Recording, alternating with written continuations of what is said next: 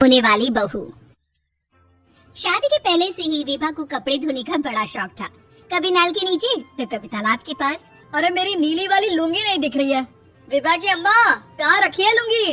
अरे वो तो विभा ने परसों ही धोकर रखी थी आपकी अलमारी में, देखो वहीं होगी। वो ना मैंने आज धो दी, मुझे लगा कि गंदी हो गई होगी। अरे कैसे गंदी हो गई थी, उसे तो मैंने पहना भी नहीं। हे भगवान, इस लड़की के कपड़े धोने की आदत से परेशान हो गया हूँ मैं। जितना तो घर में राशन नहीं आता उससे कहीं ज्यादा डिटर्जेंट पाउडर का खर्चा है। इसकी शादी करवा दो, शादी जाए अपने घर में ही करे काम, फिर चाहे घर के कपड़े धोने हो या पूरे गांव के। हाँ ठीक बोल रही हो, देखता हूँ मैं कोई लड़का। वो दिन भी आ जाता है जब विभा को देखने लड़के वाले आ जाते हैं। लड़की मुझे अच्छी लगी। होने वाली सास कहती है, बेटी अगर कुछ पूछना है तो पूछ लो।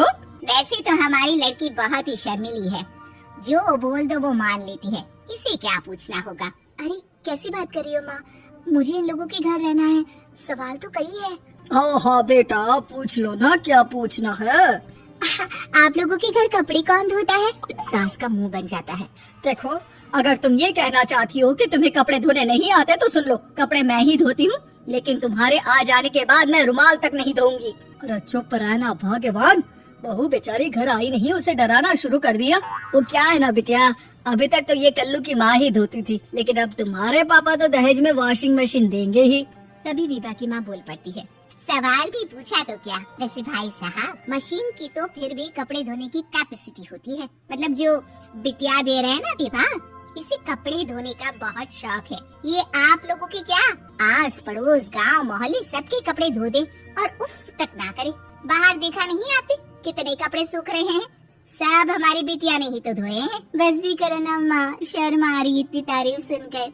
और तो और एक दाग निकाल कर दिखाओ तो मान जाओ। हाँ अच्छा अच्छा, माफ करना बेटा, मैंने गलत समझा, हमें तो रिश्ता बहुत पसंद है। और ऐसे जुड़ जाता है रिश्ता कपड़े धोने का शौक रखने वाली विभा का। उसकी शादी हो जाती है कोयला फैक्ट्री में काम करने वाले कल्लू के साथ। शादी के बाद अचानक विभा चिल्लाती हुई सास के पास आती है, सासू माँ, अरे सासू माँ कहाँ है आप? ये तो धोखा है, धोखा दिया आप लोगों ने मुझे। इसे ससुर के चक्कर के बारे में पता चल गया। अरे तो उसमें तुझे क्यों धोखा मिला है? अरे नल में पानी नहीं आता, कपड़े कैसे कब धुलेंगे? अच्छा अच्छा, तो पानी नहीं आ रहा उसकी बात कर रही है। तो आपने क्या सोचा? कुछ नहीं। अच्छा तेरी माँ ने कहा था कि कपड़े धोने का शौक है, तुझे याद आया मुझे। शौक शौक बोलकर कपड़े धोने वाले मेरे जुनून को कम ना आके सासू माँ, कपड़ा धोना मेरा गुरूर है। तभी पति भी वहाँ आ जाता है। अभी अभी मैंने इसे सनी देओल की फिल्म दिखाई है, उसी के डायलॉग मार रही है माँ। अच्छा सुन, साफ साफ बता रही हूँ, पानी सुबह 4 से 6 और शाम को 10 से 12 आता है, समझी? विभा टाइमिंग सुनकर हैरान हो जाती है, ये क्या भूतों का मोहल्ला है? सुबह 4 बजे उठकर कौन कपड़े धोता है? 4 बजे टंकी में पानी जाता है, फिर सारा दिन धोना ना, किसने मना किया? अरे कैसी बात कर रही है, 200 लीटर की टंकी में कितने कपड़े धो लूंगी मैं, सुबह ही उठ जाऊंगी मैं। अब क्या था, विभा सुबह 4 से लेकर रात के 12 बजे तक कपड़े ही धोती रहती। एक रोज सास पड़ोस से निकलकर कहीं जा रही होती है कि साथ वाली कहती है, हाँ कल्लू की माँ, जरा ये बताओ कि 2 साड़ी है, 2 ब्लाउज और एक पेटीकोट और एक नाड़े वाला लंबा कच्छा। हाँ तो?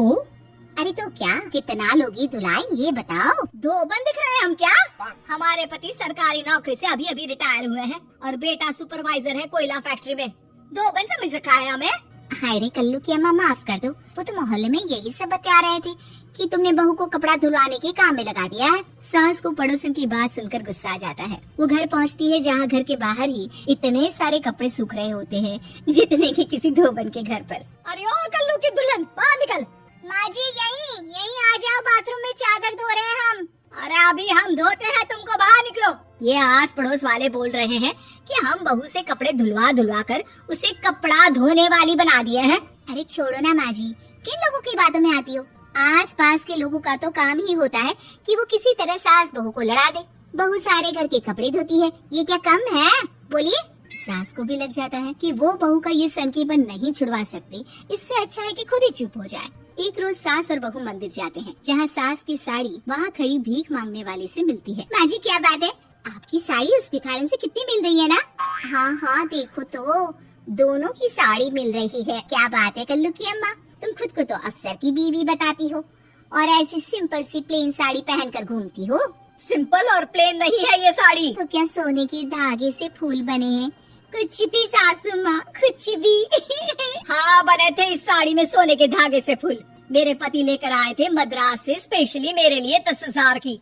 ताहे भाई साहब इस भिखारन के लिए भी सेम टू सेम साड़ी लेकर आए होंगे 10,000 की। सास उस वक्त कुछ नहीं कहती, लेकिन बहू के साथ घर आती है और अलमारी से एल्बम निकाल कर लाती है। ये साड़ी देख रही है, ये वही साड़ी है जिसे मैंने अभी पहना था। इस साड़ी में ये जो चमकदार फूल दिख रहे हैं ना, ये सोने के धागों से काटे गए हैं। लेकिन तू लोकल वॉशिंग मशीन ब्रश से घिस घिस कर सारे फूलों को निकाल कर साड़ी प्लेन कर दी। मुझे माफ कर दीजिए सासू माँ। और तो और, जब मैंने तुझे तेरी गलती के लिए कुछ नहीं कहा, लेकिन तूने तो सबके सामने मेरा मजाक ही बना दिया। क्यों? बहू को समझ में आ जाता है कि अब से उसका कपड़े धोना